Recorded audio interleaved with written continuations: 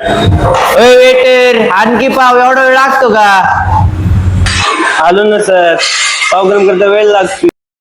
तुझी लायकी माझ्या समोर उभं राहायचे निघचेल. हॅलो, मला उद्याच्या उद्या आयफोन पाहिजे.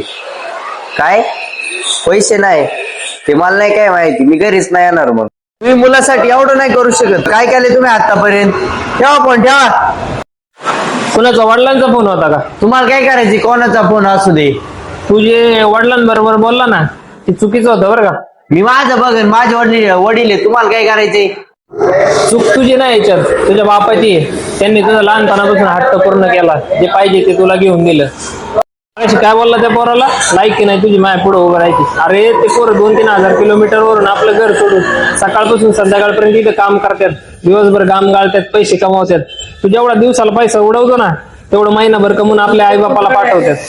एका बापाला काय लागत नसतं रे, आपल्या पोरांनी चांगलं कर्तृत्व करावं, समाजात नाव कमावं, एवढंच पाहिजे असतं. आणि मगाशी काय बोलला तू बापाला? काय केलं माझ्यासाठी? अरे तू आता एवढा मोठा झालाय, स्वतःच्या वस्तू तुझ्या तू घ्यायला पाहिजे. मगाशी जे बोलला ना, ते एकदम चुकीचं होतं तुझं. बघ दादा, चुकलं माझं, असं नाही होणार परत. माफी मागतो तुमची. अरे माफी माझी नको मागू. घरी जा आणि बापाला सांग, तुम्ही जे सांगशाल आजपासून तेच मी ऐकन. जे मगाशी बोललो ते माझ्याकडून चूक झाली, अशी चूक परत कधी होणार नाही आयुष्यात. आणि बापाची माफी माग, सांग बापाला चुकलं माझं. आणि प्रत्येक बाप आपल्या मुलाचं चांगलंच बघत असतो.